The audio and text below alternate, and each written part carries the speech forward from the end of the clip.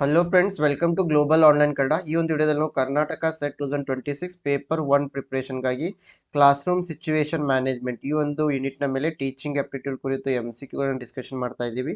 ಯಾರೆಲ್ಲ ವಿದ್ಯಾರ್ಥಿಗಳು KSET 2026 preparation ಅನ್ನು ಮಾಡ್ತಾ ಇದ್ದೀರಾ, ಗ್ಲೋಬಲ್ ಆನ್ಲೈನ್ ಕನ್ನಡ ವತಿಯಿಂದ ನಾವು ಪೇಪರ್ 1ಗಾಗಿ ಕೋರ್ಸ್ ಅನ್ನು ಆರಂಭ ಮಾಡಿದ್ದೀವಿ. ಈ ಒಂದು ಕೋರ್ಸ್ನಲ್ಲಿ ಕಂಪ್ಲೀಟ್ ಥಿಯರಿ ಲೆಕ್ಚರ್ಸ್ ಅನ್ನು ಕೊಡ್ತಾ ಇದ್ದೀವಿ, ಸಾಕಷ್ಟು MCQ ಲೆಕ್ಚರ್ಸ್ಗಳನ್ನು ನೀಡ್ತಾ ಇದ್ದೀವಿ, 50 ಮಾಕ್ ಟೆಸ್ಟ್ಗಳನ್ನು ಕೊಡ್ತಿದ್ದೀವಿ, ನೋಟ್ಸ್ ಅನ್ನು ಕೊಡ್ತಾ ಇದ್ದೀವಿ, 5000+ MCQs PDF ಅನ್ನು ನೀಡ್ತಾ ಇದ್ದೀವಿ. ಎಲ್ಲ ಪ್ರೀವಿಯಸ್ ಇಯರ್ ಕ್ವಶನ್ ಪೇಪರ್ಸ್ಗಳನ್ನ ಕೊಡ್ತಾ ಇದ್ದೀವಿ, ಕೆಲವು ಮಾಡೆಲ್ ಕ್ವಶನ್ ಪೇಪರ್ಸ್ಗಳನ್ನ ಕೂಡ ನೀಡ್ತಾ ಇದ್ದೀವಿ. ಈ ಒಂದು ಕಂಪ್ಲೀಟ್ ಕೋರ್ಸ್ ನಿಮಗೆ ಕೇವಲ 2100 ನಲ್ಲಿ ದೊರೀತಾ ಇದೆ. ಸೊ ಯಾರೆಲ್ಲ ವಿದ್ಯಾರ್ಥಿಗಳು ಜಾಯ್ನ್ ಆಗಲು ಬಯಸ್ತೀರಾ, ಗ್ಲೋಬಲ್ ಆನ್ಲೈನ್ ಆ್ಯಪ್ ಅನ್ನು ಪ್ಲೇಸ್ಟೋರಿಂದ ಡೌನ್ಲೋಡ್ ಮಾಡಿ ರಿಜಿಸ್ಟರ್ ಮಾಡಿ. ಇಲ್ಲಿ ಸ್ಟೋರ್ ಅಂತ ಇರುತ್ತೆ, ಸ್ಟೋರ್ನಲ್ಲಿ KSET ಪೇಪರ್ 1 ಅಂತ ಟೈಪ್ ಮಾಡಿದ್ರೆ ಈ ಒಂದು ಕಂಪ್ಲೀಟ್ ಕೋರ್ಸ್ ಇಲ್ಲಿ ನಿಮಗೆ ಅವೈಲೇಬಲ್ ಆಗ್ತಾ ಇದೆ. ಸೊ ಅದೇ ರೀತಿ ಪೇಪರ್ 2ಗಾಗಿ ಇಲ್ಲಿ ಕೊಟ್ಟ ಎಲ್ಲ ವಿಷಯಗಳ ಮೇಲೆ ನೋಟ್ಸ್ ಆ್ಯಂಡ್ MCQ ಸೆಟ್ ಅನ್ನು ಕೂಡ ಕೊಡ್ತಾ ಇದ್ದೀವಿ. ಇದಕ್ಕೂ ಕೂಡ ಜಾಯ್ನ್ ಆಗಲು ಈ ನಂಬರ್ಸ್ಗೆ ವಾಟ್ಸಪ್ ಮೆಸೇಜ್ ಅನ್ನು ಮಾಡಿ ನೀವು ಜಾಯ್ನ್ ಆಗ್ಬೋದು. ಸೊ ಹೆಚ್ಚಿನ ಮಾಹಿತಿಗಾಗಿ ಗ್ಲೋಬಲ್ ಆನ್ಲೈನ್ ಕನ್ನಡ ಅಂತ ಟೆಲಿಗ್ರಾಮ್ ಗ್ರೂಪ್ ಕೂಡ ಇದೆ, ಜಾಯ್ನ್ ಆಗ್ಬೋದು. ಎಸ್, ಹಾಗಾದ್ರೆ ನಾವು let us move to the MCQs. Here the first question is, which of the following is the most effective approach to managing a disruptive classroom? Option A, punishing all the students. Option B, ignoring the disruption completely. Option C, identifying the cause and addressing it appropriately. Option D, removing the disruptive student immediately. So ಗೊಂದಲಮಯ ತರಗತಿಯನ್ನು ನಿರ್ವಹಿಸಲು ಈ ಕೆಳಗಿನವುಗಳಲ್ಲಿ ಯಾವುದು ಒಂದು ಅತ್ಯಂತ ಪರಿಣಾಮಕಾರಿ ವಿಧಾನವಾಗಿದೆ? ಆಪ್ಷನ್ ಎ, ಎಲ್ಲ ವಿದ್ಯಾರ್ಥಿಗಳಿಗೆ ಶಿಕ್ಷೆಯನ್ನು ನೀಡುವುದು. ಆಪ್ಷನ್ ಬಿ, ಅಡಚಣೆಯನ್ನು ನಿರ್ಲಕ್ಷಿಸುವುದು. ಆಪ್ಷನ್ ಸಿ, ಕಾರಣವನ್ನು ಗುರುತಿಸುವುದು ಮತ್ತು ಸೂಕ್ತವಾದ ಒಂದು ಪರಿಹಾರವನ್ನು ಕಂಡುಹಿಡಿಯುವುದು. ಆಪ್ಷನ್ ಡಿ, ಅಡಚಣೆ ಉಂಟು ಮಾಡುವ ವಿದ್ಯಾರ್ಥಿಯನ್ನು ತೆಗೆದುಹಾಕುವುದು. Yes, here the right answer will be option C. So in such condition, the teacher will identify the cause and address the appropriately. So ಇಂಥ ಸಂದರ್ಭದಲ್ಲಿ ಯಾವಾಗಲೂ ಆ ಒಂದು ತರಗತಿ ಆ ಒಂದು ಗೊಂದಲಕ್ಕೆ ಕಾರಣವನ್ನು ಗುರುತಿಸಬೇಕು ಮತ್ತೆ ಅದಕ್ಕೆ ಸೂಕ್ತವಾದ ಒಂದು ಪರಿಹಾರವನ್ನು ಕೂಡ ನಾವು ಶಿಕ್ಷಕರಲ್ಲಿ ಕಂಡುಹಿಡಿಬೇಕು. ಸೊ ಹೀಗಾಗಿ ಆಪ್ಷನ್ ಸಿ ಇಲ್ಲಿ ಸರಿಯಾಗಿದೆ. So effective classroom management focuses on understanding the cause of disruptive behaviour and using appropriative corrective strategy. So ಯಾವಾಗಲೂ ಪರಿಣಾಮಕಾರಿ ತರಗತಿ ಅಂತಂದ್ರೆ ಅಲ್ಲಿ ಏನು ನಮಗೆ ಅಡಚಣೆ ಉಂಟಾಗ್ತಾ ಇದೆ ಅದಕ್ಕೆ ಕಾರಣವನ್ನು ಹುಡುಕಿ ಪರಿಣಾಮವನ್ನು ನೀಡಬೇಕು. Next question is, a teacher notices that a student frequently interrupts others during classroom discussions. What should the teacher do first? Option A, expel the student from the class. Option B, publicly criticize the student. Option C, understand the reason for the behavior and establish discussion norms. Option D, stop classroom discussions. ತರಗತಿಯ ಚರ್ಚೆಗಳ ಸಮಯದಲ್ಲಿ ವಿದ್ಯಾರ್ಥಿಯು ಆಗಾಗ ಇತರರಿಗೆ ಅಡ್ಡಿಪಡಿಸುವುದನ್ನು ಶಿಕ್ಷಕರು ಗಮನಿಸ್ತಾ ಇದ್ದಾರೆ. ಶಿಕ್ಷಕರು ಮೊದಲು ಏನ್ ಮಾಡಬೇಕು? ಆಪ್ಷನ್ ಎ, ವಿದ್ಯಾರ್ಥಿಯನ್ನ ತರಗತಿಯಿಂದ ಹೊರಹಾಕುವುದು. ಆಪ್ಷನ್ ಬಿ, ವಿದ್ಯಾರ್ಥಿಯನ್ನ ಸಾರ್ವಜನಿಕವಾಗಿ ಟೀಕಿಸುವುದು. ಆಪ್ಷನ್ ಸಿ, ನಡವಳಿಕೆಯ ಕಾರಣವನ್ನು ಅರ್ಥ ಮಾಡಿಕೊಳ್ಳಿ ಮತ್ತೆ ಚರ್ಚಾ ಮಾನದಂಡಗಳನ್ನು ಸ್ಥಾಪಿಸುವುದು. ಆಪ್ಷನ್ ಡಿ, ತರಗತಿಯ ಚರ್ಚೆಗಳನ್ನ ನಿಲ್ಲಿಸುವುದು. Yes, here the teacher should first identify the reason for the behavior and establish clear rules and expectations for participation. So ಇಂಥ ಸಂದರ್ಭದಲ್ಲಿ ಶಿಕ್ಷಕರು ಮೊದಲು ವಿದ್ಯಾರ್ಥಿಯ ಇಂಥ ಒಂದು ನಡವಳಿಕೆಗೆ ಕಾರಣ ಏನು ಎಂಬುದನ್ನು ಕಂಡುಹಿಡಿಬೇಕು ಮತ್ತೆ ಅದಕ್ಕೆ ಸೂಕ್ತವಾದ ಪರಿಹಾರವನ್ನು ನೀಡಬೇಕು, ಚರ್ಚಾ ಮಾನದಂಡವನ್ನ ಏರ್ಪಡಿಸಬೇಕು. ಸೊ ಇಲ್ಲಿ ಆಪ್ಷನ್ ಸಿ ಸರಿಯಾಗಿದೆ. Next question is, which of the following is the characteristic of effective classroom management? Option A, excessive teacher control. Option B, fear among students. Option C, clear expectations and positive teacher-student relationship. Option D, frequent punishment. ಪರಿಣಾಮಕಾರಿ ತರಗತಿ ನಿರ್ವಹಣೆಯ ಲಕ್ಷಣಗಳಲ್ಲಿ ಈ ಕೆಳಗಿನವುಗಳಲ್ಲಿ ಯಾವುದು? Option A, ಅತಿಯಾದ ಶಿಕ್ಷಕರ ನಿಯಂತ್ರಣ. Option B, ವಿದ್ಯಾರ್ಥಿಗಳಲ್ಲಿ ಭಯ. ಆಪ್ಷನ್ ಸಿ, ಸ್ಪಷ್ಟ ನಿರೀಕ್ಷೆಗಳು ಮತ್ತು ಸಕಾರಾತ್ಮಕ ಶಿಕ್ಷಕ ವಿದ್ಯಾರ್ಥಿ ಸಂಬಂಧಗಳು. ಆಪ್ಷನ್ ಡಿ, ಆಗಾಗ ಶಿಕ್ಷಿಸುವುದು. Yes, the right characteristic of effective classroom management is option C, clear expectations and positive teacher-student relationship. So ಪರಿಣಾಮಕಾರಿ ತರಗತಿಯ ಒಂದು ಅತ್ಯುತ್ತಮವಾದ ಲಕ್ಷಣ ಅಂತಂದ್ರೆ ಶಿಕ್ಷಕರು ವಿದ್ಯಾರ್ಥಿಗಳ ನಡುವೆ ಸ್ಪಷ್ಟ ನಿರೀಕ್ಷೆಗಳಿರಬೇಕು ಮತ್ತು ಇಬ್ಬರು ಕೂಡ ಸಕಾರಾತ್ಮಕ ಸಂಬಂಧವನ್ನು ಹೊಂದಿರಬೇಕು. So effective classroom management combines clear expectations, consistency, respect, positive relationship and also active student engagement. So next question is, a student refuses to participate in a group activity. What is the most appropriate teacher response? Option A, force the student to participate. Option B, ignore the student. Option C, find out the reason and encourage participation appropriately. Option D, give the student a punishment. ಗುಂಪು ಚಟುವಟಿಕೆಯಲ್ಲಿ ಭಾಗವಹಿಸಲು ವಿದ್ಯಾರ್ಥಿ ನಿರಾಕರಿಸುವುದು, ಶಿಕ್ಷಕರ ಸೂಕ್ತವಾದ ಪ್ರತಿಕ್ರಿಯೆ ಏನು? Option A, ವಿದ್ಯಾರ್ಥಿಯನ್ನ ಭಾಗವಹಿಸುವಂತೆ ಒತ್ತಾಯಿಸುವುದು. ಆಪ್ಷನ್ ಬಿ, ವಿದ್ಯಾರ್ಥಿಯನ್ನು ನಿರ್ಲಕ್ಷಿಸುವುದು.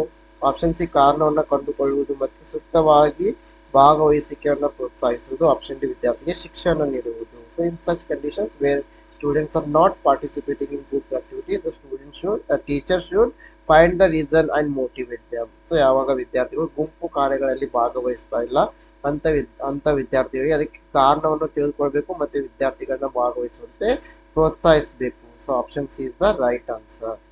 So the teacher should understand whether the refusal is due to anxiety, lack of confidence, interpersonal problems, or lack of understanding. So question number 5, which strategy is most effective for preventing classroom discipline problems? Option A, establishing clear rules and routines from the beginning. Option B, giving severe punishments. Option C, frequently threatening students. Option D, avoiding interaction with students. ತರಗತಿಯ ಶಿಸ್ತಿನ ಸಮಸ್ಯೆಗಳನ್ನು ತಡೆಗಟ್ಟಲು ಯಾವ ತಂತ್ರವು ಹೆಚ್ಚು ಪರಿಣಾಮಕಾರಿಯಾಗಿದೆ? Option A, ಆರಂಭದಿಂದಲೇ ಸ್ಪಷ್ಟ ನಿಯಮಗಳು ಮತ್ತು ದಿನಚರಿಗಳನ್ನು ಸ್ಥಾಪಿಸುವುದು. ಆಪ್ಷನ್ ಬಿ, ಕಠಿಣ ಶಿಕ್ಷೆಗಳನ್ನ ನೀಡುವುದು. ಆಪ್ಷನ್ ಸಿ, ವಿದ್ಯಾರ್ಥಿಗಳನ್ನ ಆಗಾಗ ಬೆದರಿಸುವುದು. ಆಪ್ಷನ್ ಡಿ, ವಿದ್ಯಾರ್ಥಿಗಳೊಂದಿಗೆ ಸಂವಹನ ನಡೆಸುವುದನ್ನು ತಪ್ಪಿಸುವುದು.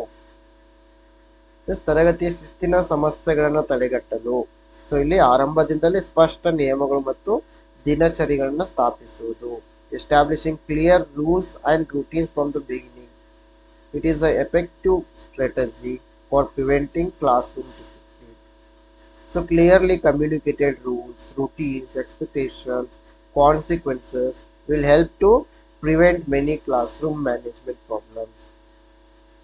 ಶಿಕ್ಷಕರು ಮೊದಲಿನಿಂದಲೇ ರೂಲ್ಸ್ಗಳನ್ನ ತರಗತಿಯ ನಿಯಮಗಳನ್ನ ಸರಿಯಾಗಿ ಪಾಲಿಸಿದ್ದೇ ಆದಲ್ಲಿ ಇದರಿಂದ ಹಲವಾರು ತರಗತಿಯ ಸಮಸ್ಯೆಗಳನ್ನು ನಾವು ನಿವಾರಿಸಬಹುದು. Question number 6, during a lesson two students begin arguing loudly. What should the teacher do? Option A, immediately take sides. Option B, remain calm and de-escalate the situation. Option C, ignore the argument. Option D, punish both students without hearing them. ಪಾಠದ ಸಮಯದಲ್ಲಿ ಇಬ್ಬರು ವಿದ್ಯಾರ್ಥಿಗಳು ಜೋರಾಗಿ ವಾದಿಸಲು ಆರಂಭಿಸುತ್ತಾರೆ. ಶಿಕ್ಷಕರು ಏನ್ ಮಾಡಬೇಕು? Option A, ತಕ್ಷಣ ಪಕ್ಷ ವಹಿಸುವುದು. ಆಪ್ಷನ್ ಬಿ, ಶಾಂತವಾಗಿರುವುದು ಮತ್ತು ಪರಿಸ್ಥಿತಿಯನ್ನು ಶಾಂತಗೊಳಿಸುವುದು.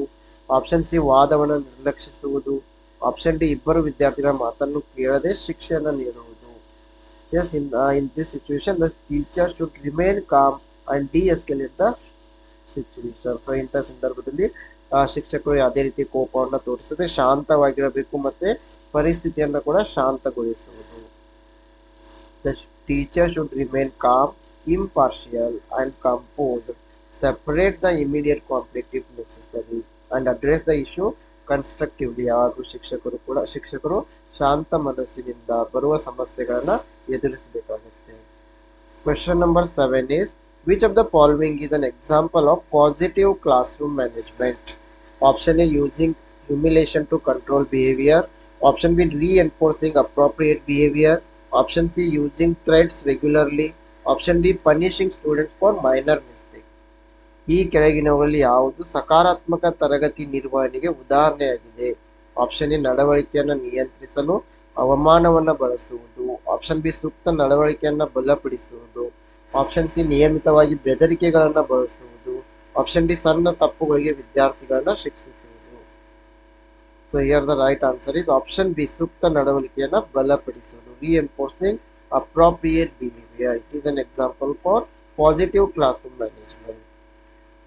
So positive reinforcement, it will encourage desirable behavior and create supportive learning environment. Question number 8, a teacher wants students to follow classroom rules consistently.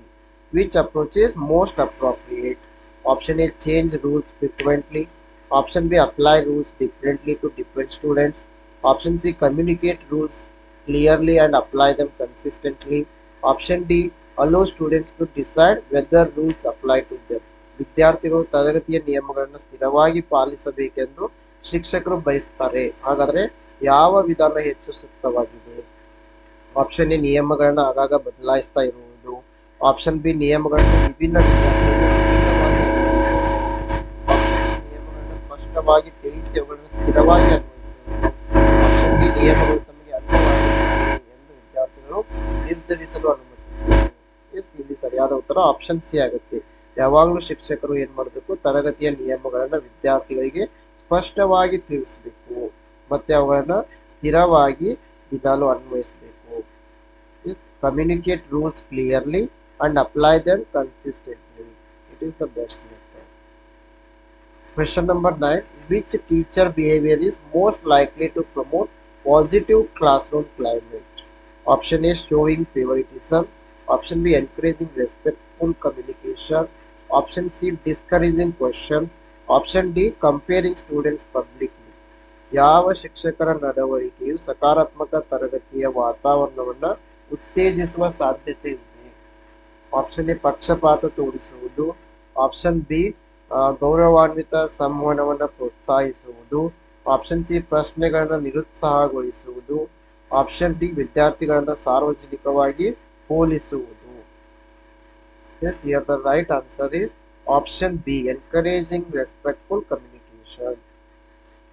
ಯಾವಾಗಲೂ ಗೌರವಾನ್ವಿತವಾಗಿ ಸಂವಹನವನ್ನ ಪ್ರೋತ್ಸಾಹಿಸುವುದರಿಂದ ತರಗತಿಯಲ್ಲಿ ಒಂದು ಸಕಾರಾತ್ಮಕ ವಾತಾವರಣ ಏರ್ಪಡ್ತಾ ಇದೆ. A positive classroom climate develops when teachers promote respect, cooperation, inclusion, communication, and psychological safety. Next question is, a student repeatedly comes late to the class. What is the best initial response? Option A, publicly insult the student. Option B, immediately suspend the student. Option C, discuss the issue privately and identify possible causes. Option D, ignore the behavior permanently. ಒಬ್ಬ ವಿದ್ಯಾರ್ಥಿ ಯಾವಾಗಲೂ ಪದೇ ಪದೇ ತರಗತಿಗೆ ತಡವಾಗಿ ಬರ್ತಾ ಇದ್ದಾನೆ. ಹಾಗಾದ್ರೆ ಉತ್ತಮ ಪ್ರತಿಕ್ರಿಯೆ ಯಾವುದು? ಆಪ್ಷನ್ ಎ, ವಿದ್ಯಾರ್ಥಿಯನ್ನ ಸಾರ್ವಜನಿಕವಾಗಿ ಅವಮಾನಿಸುವುದು. ಆಪ್ಷನ್ ಬಿ, ವಿದ್ಯಾರ್ಥಿಯನ್ನ ತಕ್ಷಣವೇ ಅಮಾನತುಗೊಳಿಸುವುದು. ಆಪ್ಷನ್ ಸಿ, ಸಮಸ್ಯೆಯನ್ನ ಖಾಸಗಿಯಾಗಿ ಚರ್ಚಿಸಿ ಸಂಭವನೀಯ ಕಾರಣಗಳನ್ನ ಗುರುತಿಸುವುದು. ಆಪ್ಷನ್ ಡಿ, ನಡವಳಿಕೆಯನ್ನ ಶಾಶ್ವತವಾಗಿ ನಿರ್ಲಕ್ಷಿಸುವುದು. ಇಲ್ಲಿ ಸರಿಯಾದ ಉತ್ತರ ಆಪ್ಷನ್ ಸಿ ಆಗ್ತಾ ಇದೆ. ಸಮಸ್ಯೆಯನ್ನ ಖಾಸಗಿಯಾಗಿ ಚರ್ಚಿಸಿ ಸಂಭವನೀಯ ಕಾರಣವನ್ನ ಗುರುತಿಸುವುದು. ಅಂದ್ರೆ ವಿದ್ಯಾರ್ಥಿ ಯಾಕೆ ತಡವಾಗಿ ಬರ್ತಾ ಇದ್ದಾನೆ ಅಂತ ವಿದ್ಯಾರ್ಥಿಯನ್ನ ಸಪರೇಟ್ ಆಗಿ ಕರೆದು ಅವನಿಗೆ ಕೇಳಿ ಆ ಒಂದು ಸಮಸ್ಯೆಯನ್ನ ಬಗೆಹರಿಸಬೇಕು. The teacher should discuss the reason for coming late to the class privately. So private discussion will allow the teacher to understand possible causes such as transportation problems, family circumstances, motivation, time management, etc. So next question is, which of the following is not an effective classroom management strategy? Option A, establishing routines. Option B, providing clear instructions. Option C, using consistent expectations. Option D, relying primarily on fear and punishment. ಈ ಕೆಳಗಿನವುಗಳಲ್ಲಿ ಯಾವುದು ಪರಿಣಾಮಕಾರಿ ತರಗತಿಯ ನಿರ್ವಹಣಾ ತಂತ್ರ ಅಲ್ಲ? Option A, ದಿನಚರಿಗಳನ್ನು ಸ್ಥಾಪಿಸುವುದು. Option B, ಸ್ಪಷ್ಟ ಸೂಚನೆಗಳನ್ನು ಒದಗಿಸುವುದು. ಆಪ್ಷನ್ ಸಿ, ಸ್ಥಿರವಾದ ನಿರೀಕ್ಷೆಗಳನ್ನು ಬಳಸುವುದು. ಆಪ್ಷನ್ ಡಿ, ಪ್ರಾಥಮಿಕವಾಗಿ ಭಯ ಮತ್ತು ಶಿಕ್ಷೆಯ ಮೇಲೆ ಅವಲಂಬಿತವಾಗಿದೆ. The right answer is option D, relying primarily on fear and punishment. ಪ್ರಾಥಮಿಕವಾಗಿ ಭಯ ಮತ್ತು ಶಿಕ್ಷೆಯ ಮೇಲೆ ಅವಲಂಬಿತವಾಗಿದೆ. ಇದು ಒಂದು ಪರಿಣಾಮಕಾರಿ ತರಗತಿಯ ನಿರ್ವಹಣಾ ತಂತ್ರ ಆಗಿಲ್ಲ.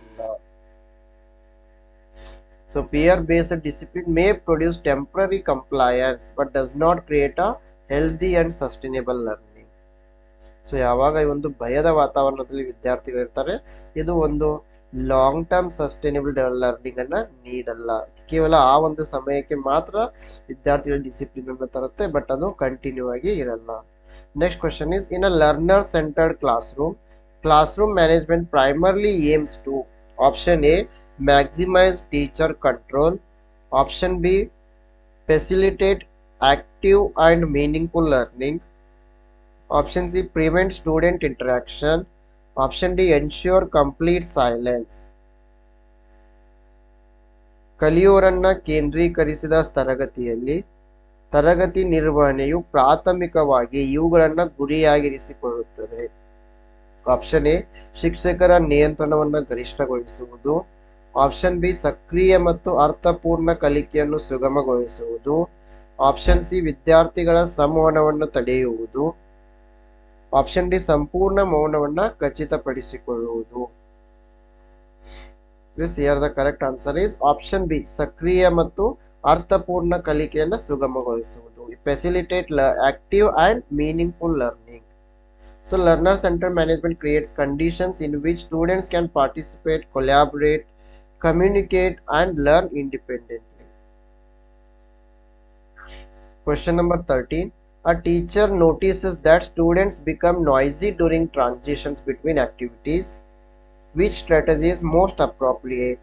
Option A eliminate all activities, option B establish a clear transition routine, option C punish students after every transition, option D ignore the problem. ಚಟುವಟಿಕೆಗಳ ನಡುವಿನ ಪರಿವರ್ತನೆಯ ಸಮಯದಲ್ಲಿ ವಿದ್ಯಾರ್ಥಿಗಳು ಗದ್ದಲ ಮಾಡುವುದನ್ನು ಶಿಕ್ಷಕರು ಗಮನಿಸುತ್ತಾರೆ. ಹಾಗಾದರೆ ಯಾವ ಒಂದು ತಂತ್ರ ಹೆಚ್ಚು ಸೂಕ್ತವಾಗಿದೆ? ಆಪ್ಷನ್ ಎ ಎಲ್ಲಾ ಚಟುವಟಿಕೆಗಳನ್ನು ತೆಗೆದುಹಾಕುವುದು, ಆಪ್ಷನ್ ಬಿ ಸ್ಪಷ್ಟ ಪರಿವರ್ತನೆಯ ದಿನಚರಿಯನ್ನು ಸ್ಥಾಪಿಸುವುದು, ಆಪ್ಷನ್ ಸಿ ಪ್ರತಿ ಪರಿವರ್ತನೆಯ ನಂತರ ವಿದ್ಯಾರ್ಥಿಗಳನ್ನ ಶಿಕ್ಷಿಸುವುದು, ಆಪ್ಷನ್ ಡಿ ಸಮಸ್ಯೆಯನ್ನ ನಿರ್ಲಕ್ಷಿಸುವುದು. Yes, here the right answer is option B establish a clear transition routine. ಸ್ಪಷ್ಟ ಪರಿವರ್ತನೆಯ ದಿನಚರಿಯನ್ನು ಸ್ಥಾಪಿಸುವುದು.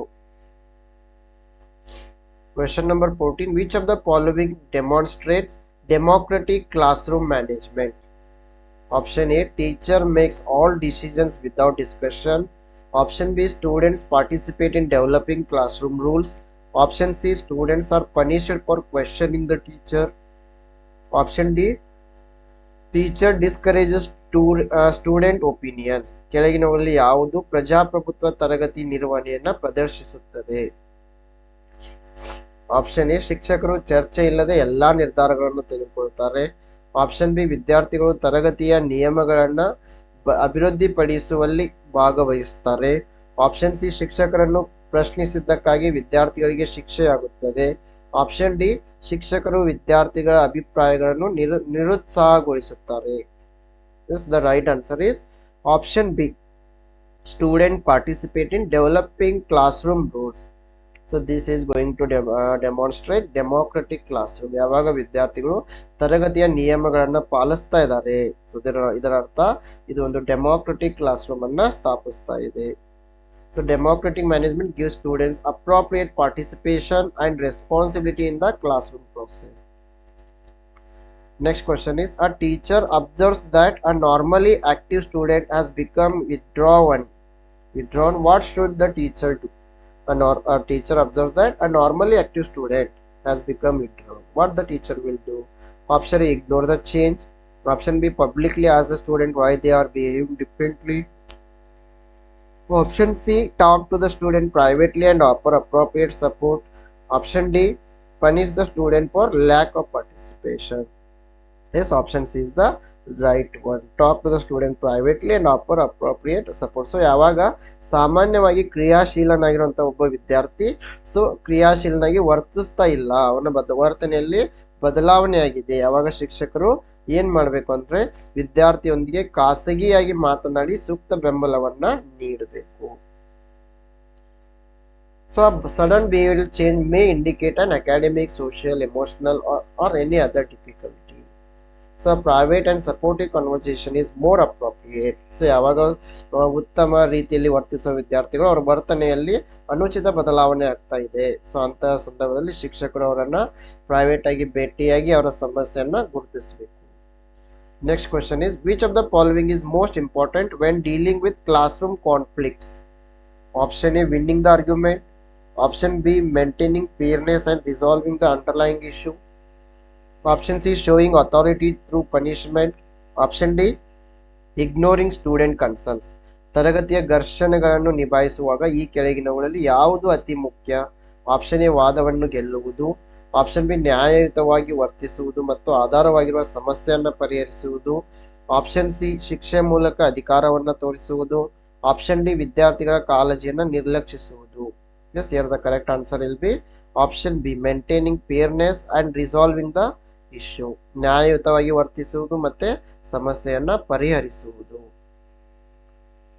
Question number 17. A teacher gives a specific praise such as you waited for your turn and listened carefully to your classmate. This is an example of negative reinforcement, specific positive reinforcement, punitive discipline, ignoring behavior. ಒಬ್ಬ ಶಿಕ್ಷಕರು ನೀವು ನಿಮ್ಮ ಸರದಿಗಾಗಿ ಕಾಯ್ತಾ ಇದ್ದೀರಿ ಮತ್ತೆ ನಿಮ್ಮ ಸಹಪಾಠಿಯನ್ನ ಎಚ್ಚರಿಕೆಯಿಂದ ಆಲಿಸಿದ್ದೀರಿ ಎಂಬ ಒಂದು ಪ್ರಶಂಸೆಯನ್ನ ವಿದ್ಯಾರ್ಥಿಗೆ ನೀಡ್ತಾ ಇದ್ದಾರೆ. ಇದು ಯಾವುದಕ್ಕೆ ಉದಾಹರಣೆಯಾಗಿದೆ? ಇದು ಸ್ಪೆಸಿಫಿಕ್ ಪಾಸಿಟಿವ್ ರಿಎನ್ಫೋರ್ಸ್ಮೆಂಟ್, ನಿರ್ದಿಷ್ಟ ಸಕಾರಾತ್ಮಕ ಬಲವರ್ಧನೆಯ ಒಂದು ಉದಾಹರಣೆಯಾಗಿದೆ. Question number 18. Which factor is most likely to reduce classroom misbehavior? Option A boredom and passive learning. Option B engaging appropriately challenging instruction. Option C inconsistent rules. Option D lack of teacher supervision. ತರಗತಿಯ ಅನುಚಿತ ವರ್ತನೆಯನ್ನ ಕಡಿಮೆ ಮಾಡುವ ಸಾಧ್ಯತೆ ಹೆಚ್ಚು ಇರುವ ಅಂಶ ಯಾವುದು? Option A ಬೇಸರ ಮತ್ತು ನಿಷ್ಕ್ರಿಯ ಕಲಿಕೆ. ಆಪ್ಷನ್ ಬಿ ಆಕರ್ಷಕ ಮತ್ತು ಸೂಕ್ತವಾದ ಸವಾಲಿನ ಬೋಧನೆ. ಆಪ್ಷನ್ ಸಿ ಅಸಮಂಜಸ ನಿಯಮಗಳು. ಆಪ್ಷನ್ ಡಿ ಶಿಕ್ಷಕರ ಮೇಲ್ವಿಚಾರಣೆಯ ಕೊರತೆ. Thus the right answer is option B engaging and appropriately challenging instruction. ಆಕರ್ಷಕ ಮತ್ತು ಸೂಕ್ತವಾಗಿ ಸವಾಲಿನ ಬೋಧನೆ. Question number 19. A teacher finds that one student dominates every classroom discussion. What should the teacher do? ಪ್ರತಿ ತರಗತಿಯ ಚರ್ಚೆಯಲ್ಲಿ ಒಬ್ಬ ವಿದ್ಯಾರ್ಥಿ ಪ್ರಾಬಲ್ಯವನ್ನ ಸಾಧಿಸ್ತಾ ಇದ್ದಾನೆ ಎಂದು ಶಿಕ್ಷಕರು ಕೊಂಡ್ಕೊಳ್ತಾರೆ. ಹಾಗಾದ್ರೆ ಶಿಕ್ಷಕರು ಏನ್ ಮಾಡಬೇಕು? ಸೊ ಇಲ್ಲಿ 4 ಆಪ್ಷನ್ಸ್ ಗಳನ್ನ ನೀಡಿದ್ದಾರೆ. 4 ಆಪ್ಷನ್ ಗಳನ್ನ ಸರಿಯಾಗಿ ಓದಿ. The right answer will be option B encourage structured participation so all students get opportunity. So ಅಂತ ವಿದ್ಯಾರ್ಥಿಗಳನ್ನ ಶಿಕ್ಷಕರು ಎಲ್ಲಾ ವಿದ್ಯಾರ್ಥಿಗಳು ಅವಕಾಶ ಪಡೆಯುವ ರೀತಿಯಲ್ಲಿ ರಚನಾತ್ಮಕ ಭಾಗವಹಿಸುವಿಕೆಯನ್ನು ಪ್ರೋತ್ಸಾಹಿಸಬೇಕು. ಆ ವಿದ್ಯಾರ್ಥಿಗೂ ಕೂಡ ಎನ್ಕರೇಜ್ ಮಾಡಬೇಕು, ಜೊತೆಗೆ ಉಳಿದ ವಿದ್ಯಾರ್ಥಿಗಳು ಕೂಡ ಚರ್ಚೆಯಲ್ಲಿ ಪಾಲ್ಗೊಳ್ಳುವಂತೆ ಪ್ರೋತ್ಸಾಹವನ್ನ ನೀಡಬೇಕು. So question number 20. Which sequence represents the most appropriate approach to a recurring classroom behavior problem? ತರಗತಿಯಲ್ಲಿ ಪದೇ ಪದೇ ಕಾಣಿಸಿಕೊಳ್ಳುವ ನಡವಳಿಕೆಯ ಸಮಸ್ಯೆಗೆ ಯಾವ ಅನುಕ್ರಮ ಹೆಚ್ಚು ಸೂಕ್ತ ವಿಧಾನವನ್ನ ಪ್ರತಿನಿಧಿಸ್ತಾ ಇದೆ ಅಂತಂದ್ರೆ option B investigation, appropriate intervention, monitoring. ತನಿಖೆ, ಸೂಕ್ತ ಹಸ್ತಕ್ಷೇಪ, ಮೇಲ್ವಿಚಾರಣೆ. So effective management involves understanding the behavior, selecting an appropriate intervention and monitoring. Okay friends, this is about today's class. ಯಾರೆಲ್ಲ ವಿದ್ಯಾರ್ಥಿಗಳು KSET 2026 ಗೆ ಪ್ರಿಪರೇಷನ್ ಅನ್ನ ಮಾಡ್ತಾ ಇದ್ದೀರಾ, ಸೊ ಗ್ಲೋಬಲ್ ಆನ್ಲೈನ್ ಕನ್ನಡ ವತಿಯಿಂದ ಆರಂಭವಾಗಿರುವ ಈ ಪೇಪರ್ 1 ಕೋರ್ಸ್ ಅನ್ನ ಜಾಯಿನ್ ಆಗಿ. ಸೊ ಈ ಒಂದು ಕೋರ್ಸ್ ನಲ್ಲಿ ನಿಮಗೆ ಕಂಪ್ಲೀಟ್ ಥಿಯರಿ ಲೆಕ್ಚರ್ಸ್, ಸಾಕಷ್ಟು MCQ lectures, notes, 5000+ MCQs PDF, ಎಲ್ಲ ಪ್ರೀವಿಯಸ್ ಇಯರ್ ಕ್ವಶನ್ ಪೇಪರ್ಸ್ ಮತ್ತೆ ಕೆಲವು ಮಾಡೆಲ್ ಕ್ವಶನ್ ಪೇಪರ್ಸ್ ಗಳನ್ನು ಕೂಡ ಕೊಡ್ತಾ ಇದ್ದೀವಿ. ಸೊ ಈ ಒಂದು ಕಂಪ್ಲೀಟ್ ಕೋರ್ಸ್ ಏನಿದೆ ನಿಮಗೆ ಕನ್ನಡ ಮತ್ತೆ ಇಂಗ್ಲಿಷ್ ಎರಡೂ ಲ್ಯಾಂಗ್ವೇಜ್ ನಲ್ಲಿ ದೊರೀತಾ ಇದೆ. ಸೊ ಜಾಯಿನ್ ಆಗಲು ಗ್ಲೋಬಲ್ ಆನ್ಲೈನ್ ಆಪ್ ಅನ್ನ ಡೌನ್ಲೋಡ್ ಮಾಡಿ ರಿಜಿಸ್ಟರ್ ಮಾಡಿ.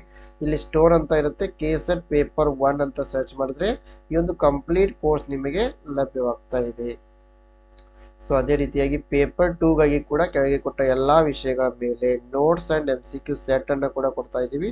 ಇದಕ್ಕೂ ಕೂಡ ನೀವು ಜಾಯಿನ್ ಆಗಬಹುದು. ಹೆಚ್ಚಿನ ಮಾಹಿತಿಗಾಗಿ ಗ್ಲೋಬಲ್ ಆನ್ಲೈನ್ ಕನ್ನಡ ಅಂತ ಟೆಲಿಗ್ರಾಮ್ ಗ್ರೂಪ್ ಕೂಡ ಇದೆ, ಜಾಯಿನ್ ಆಗಿ. Yes, I wish all the best to all. Thank you.